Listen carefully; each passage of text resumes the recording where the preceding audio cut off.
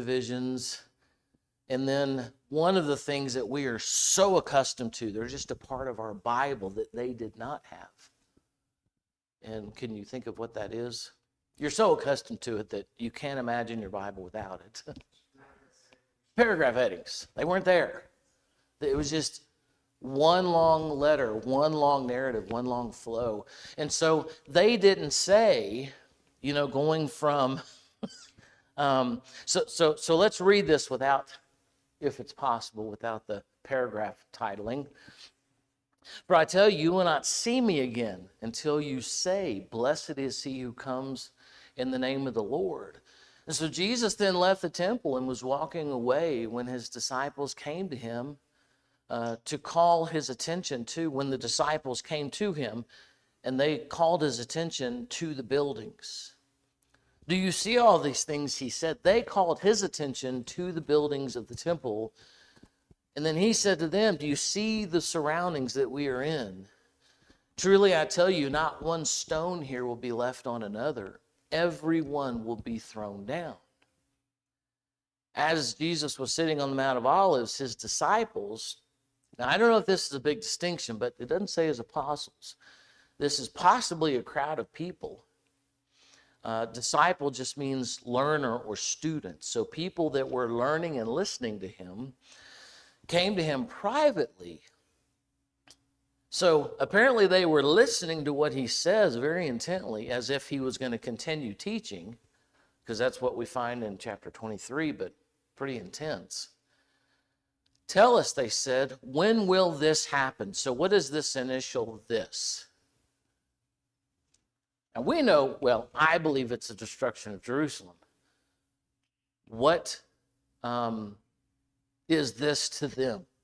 What are they specifically asking? What he just said. Now imagine hearing this. At some point, all of these stones on this massive structure, the temple, will be, none of them will be on top of the other. Every one of them will be thrown down. What do you think that process would be to hear? This temple is just going to be like dismantled, taken down. Not one stone is going to be on top of the other. Here, they obviously don't know what that is. There's no way for them to comprehend what's going to happen now 40-ish years from now. And so as they're sitting on the Mount of Olives, in any thoughts? Because sometimes when I talk, sometimes you guys have a question or comment. Yeah. But they do have story. Yeah, that's true. It's not new to their experience. Right. Yeah. It's still probably hard for them to fathom. Yeah. What Jesus is doing. What is it? Yeah. Yeah. And they also know, at least historically, none of them obviously were around, because it was, it took 46 years for this itself to be built. And in fact, earlier in his ministry, when he told them, tear down this temple, destroy it, and I'll rebuild it in 3 days, he was being metaphoric and they were being very literal. And then you remember their answer? It took 46 years to piece this thing together. You have the temple, but then you have the temple complex. It was a 46-year process just to piece it together. So they asked, when will this happen, what you just said? When is that going to take place? And what will be the sign of your coming and the end of the age? I think the coming is the last part of chapter 23, whenever he said, you will not see me again until this other thing happens. So the sign of your coming, what's that going to look like? How are we going to know when it's going to happen? And the sign of the end of the age. That word for age generally it's like a period of time. If you're going to go on a trip, we're going to be on a trip for a week. We're going to be back in 8 days. So this age of time, it's a period of time. It's set up. You know when it's going to happen, as I understand that word. And so Jesus answered, "Watch out that no one deceives you. For many will come in my name, claiming, 'I am the Messiah, the anointed one,' and will deceive many people. You will hear of wars and rumors of wars, but see to it that you are not alarmed. Such things will happen, but the end is still to come. Nation will rise against nation, kingdom against kingdom. There will be famines and earthquakes in various places. All these are the beginning of birth pains." So without getting too thick into this part of it, I literally don't necessarily want to fully engage in this, but as you hear of different tragedies happening around the world, and people, I think, go to Matthew 24, the end is close, the end is here, we can see it happening. There's floods and tsunamis and earthquakes, and there's famines, and the Bible talks about it. And in this setting, Jesus is answering the question, when will that happen, where the temple is going to be toppled? That is the first question that he seems to be asking here. But he also tells them, but see to it that you're not alarmed. You're going to hear about all these things happening. Do not be alarmed. These things are going to happen before the end comes. Nation will rise against nation, etc. Then you will be handed over to be persecuted, put to death. You will be hated by all nations because of me. And at that time, many will turn away from the faith and will betray and hate each other. Many false prophets will appear and deceive many people. And before and after, there were a lot of Jewish revolts, a lot of Jewish uprisings. And I was reading about one the other day. From 60 to 70 AD, there were quite a few Jewish uprising and revolts against Rome, which seemed to culminate in 70 AD.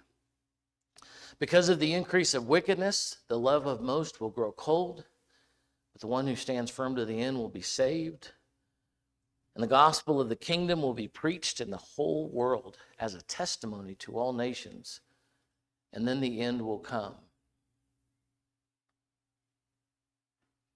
Now, how many of you, as you read through this, are just, this could be 4 or 5 things, 3 or 4 things, 1 or 2 things. You just kind of gloss over it. When people talk to me who go hunting, and they talk to me, I've got this gun and this ammo, and I'll go to this place, and I'm interested insofar as it was a good experience for them, but I don't know anything about guns, ammo, hunting, any of it. And quite frankly, I have no interest, just because it wasn't something I grew up doing. Do you kind of feel yourself the same way whenever you read through this? You're kind of like, you have the birds fly around your head. You kind of get a little dizzy, because we have, over the last couple of decades, if not longer, a lot of people read through this and they get to the end will come. Bad things are going to happen. Here we are. We're close. So when you see standing in the holy place the abomination that causes desolation spoken through the prophet Daniel, let the reader understand. Then let those who are in Judea flee to the mountains. Let no one on the housetop go down to take anything out of the house. Let no one in the field go back to get their cloak. How dreadful it will be in those days for pregnant women and nursing mothers. Pray that your flight will not take place in winter or on the Sabbath. For then there will be great distress, unequaled from the beginning of the world until now, and never to be equaled again.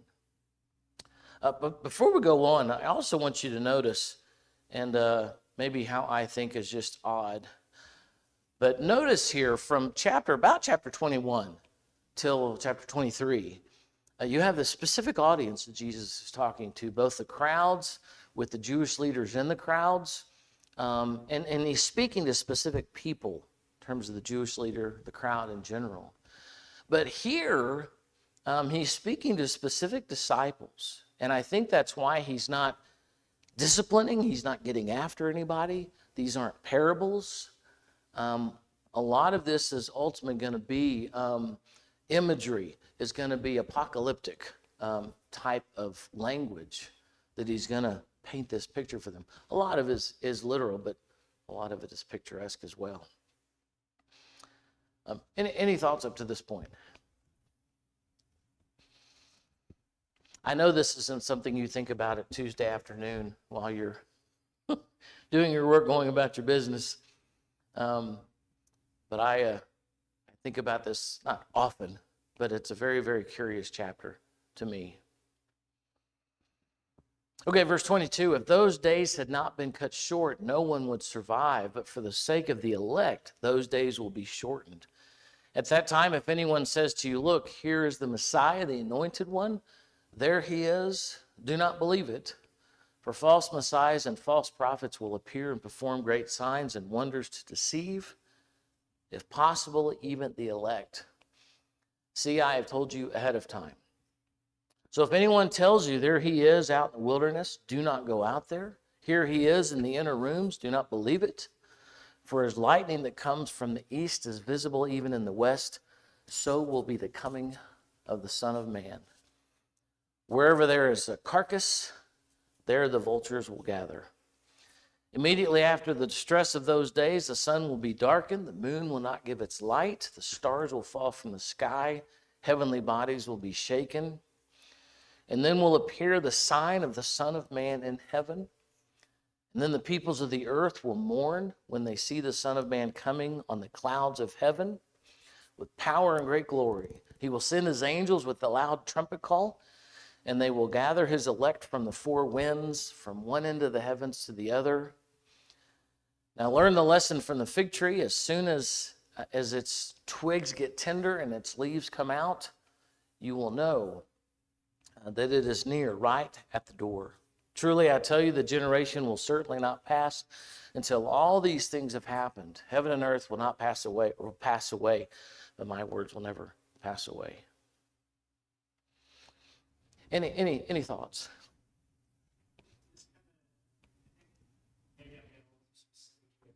Something really weird happens when people think that they've seen that the end is coming. And so I think there's a little bit more of a specific lesson here. When you think about some of the worst things that have ever happened, people, companies, people. Yeah. And, it's kind of interesting to me.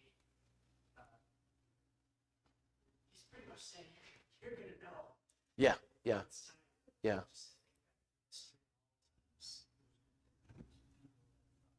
Yeah. And see the signs. Yeah. They figured it out. Yeah. Just that this is here. It's a very interesting lesson. Yeah. And see, on top of that, what's very interesting to me is if it is the case that this is referring to Rome descending on Jerusalem and wiping it out, when does that happen? Because let's use round numbers, because I like round better. This is about, 32-ish, maybe. So let's say 35, just for numbers' sake. So we've got, is that 25 years? Is that the right math? 35 and 70? Isn't that 25? Yeah. 5, 6. No, it'd be 35, wouldn't it? 35. Yeah. So as Jesus shares this, now, for fear of being annoying here, what was the question that was asked that Jesus is answering? Temple's going to be tumbled. What are the signs of that? Not when, but what are the signs? How do we know when that is going to happen? When will this happen? So all of this is referring to what Jesus said that is going to happen. But it's not going to happen for another 35 years. And a lot of these guys may be, at least in terms of disciples, may be dead. They're going to die between now and then.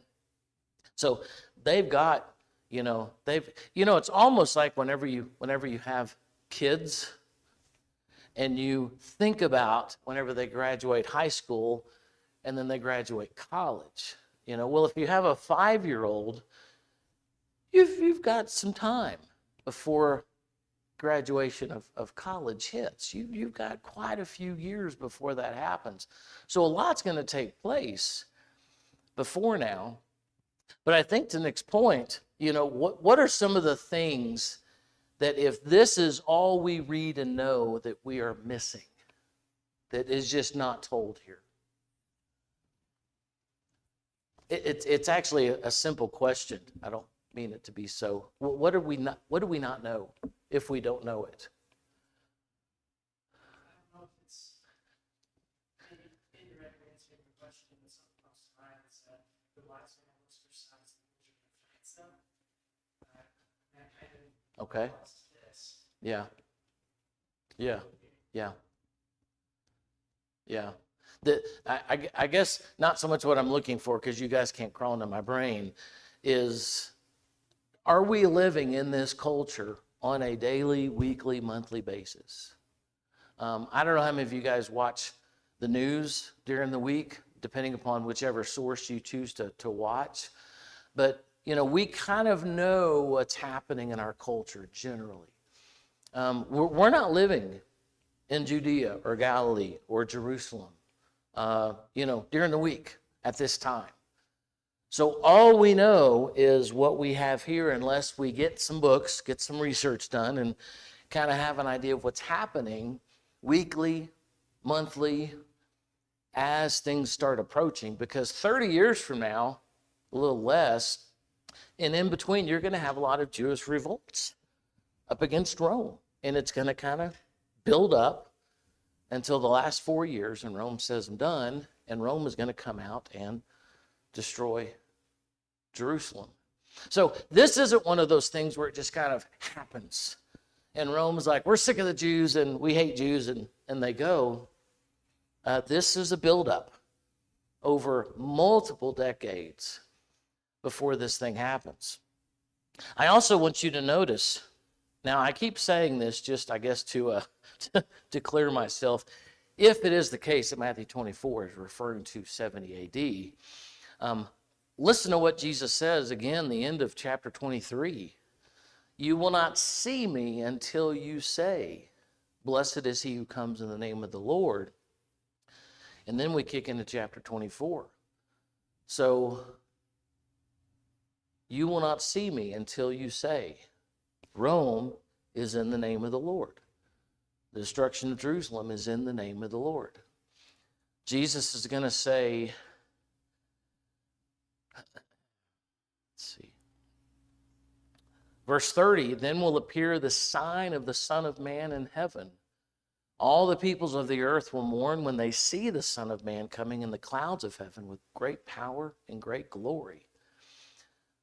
Almost always, at least in the Old Testament, clouds of heaven coming in power, coming in judgment, the Son of Man coming, was almost always, it seems, in terms of judgment.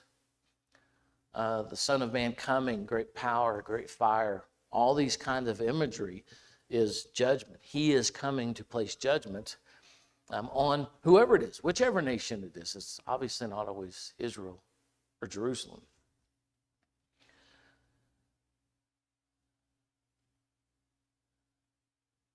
Now learn this lesson from the fig tree. As soon as its twigs get tender, so he gives a little bit more imagery. What is for sure going to happen based upon verse 35? Heaven and earth will pass away. My words are never going to pass away. All these things will happen. What is going to happen? Jerusalem is going to be destroyed. What he mentioned at the beginning of chapter 24 is going to happen. It's just going to take another 35 years to happen. Technically 37, possibly.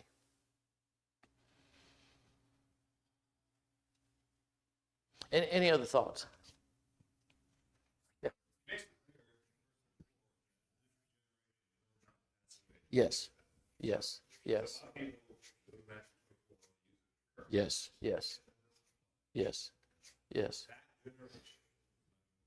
Right. That's a great point. That's going to happen. Now, some of the people in that group may die, but that generation, this is going to happen in that generation. I don't know if you guys have seen, there's some, I think they're funny, but I realize I have an odd sense of humor. There's some videos out there, I found mine on Instagram, where a disciple would go up to Jesus and say, so you meant X, right? And Jesus would go, oh no, no, that's going to happen in 2022. That's what I'm talking about is 2022, not now. You misheard me. And nobody's laughing, but I think it's funny how people will read through this, say you saw the tsunami that happened or the global warming that's happening, or they'll name these different things that are happening, and there's your sign, and Jesus is about to come back. And they seem to completely miss in respecting the context. There's a very specific question asked. Jesus is answering that question, and this will happen in this generation, what he is talking about. Yeah. Stipulating that this is referring to the destruction of the temple worshipers.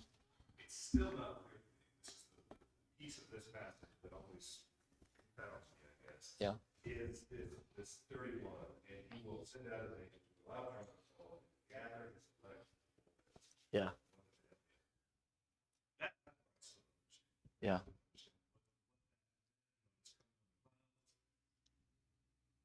Is this like literal? Is this Yeah. what is happening? That part's still. Yeah. Yeah. I think I got a part of it. The other part I'm not so sure about. I think all of 30 and 31 are all metaphors, all of it. People on the earth are going to mourn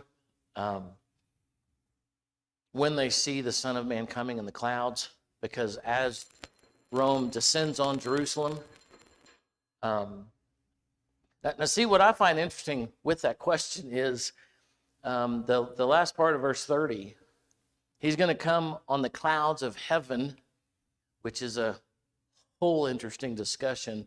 It's translated heaven. The word there can be translated sky. The clouds of heaven with great power and great glory. So God's glory is going to be seen as Jerusalem gets destroyed. I don't know. I pause a little bit because I process the fact that Jesus is going to call God's glory and his power great as Jerusalem gets taken down.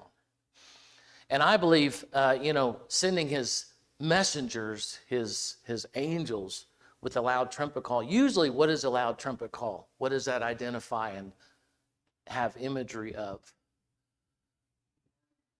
A warning of danger. Something is coming, whether it's you are going to get the danger or an army is coming. God's going to send his messengers, and because again, now I get a little worked up about this because I have such a curiosity about words.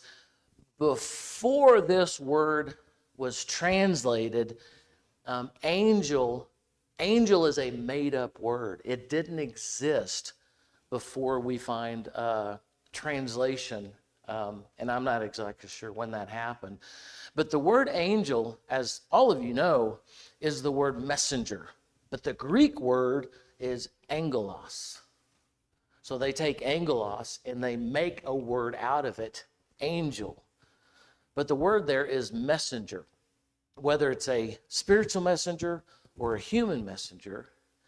So God is going to send his messenger with a loud trumpet call. Who possibly is God's messenger? This is the Roman army. So now Roman army is referred to as a messenger. Here it's translated as angel. And they will gather his elect from the four winds, from one end of the heavens to the other. God is going to completely destroy Jerusalem, take care of them at that time. That's how I see it. Now, before we close, we got a few more minutes. And if you haven't read Matthew 24 in a while, verse 36, but about that day, or hour, what does it say? No one knows. And I personally think this is hyperbole because it doesn't make sense otherwise. Not even the messengers in heaven, nor who? The Son. Only the Father knows. I think it's hyperbole to state how unknown, how whatever you want to call it, that the coming of Jesus is. Because if the Son is deity, if he is God, if he is what we say he is, then he, by extension, is omniscient. If he's omniscient, then what does he know? Everything. There's nothing he can't know. I mean, to be all-knowing automatically states you know everything. I think it's hyperbole to state, look, it's the only one that knows. I don't even know. I don't even know when God's going to send me. So it was in the days of Noah, so it will be in the coming of the Son of Man. Now notice here, twice this is mentioned. The coming of the Son of Man is twice mentioned, but it's used in different ways. The coming of the Son of Man for the destruction of Jerusalem. You're going to know when that's going to happen. And then he gives them the signs that are going to happen.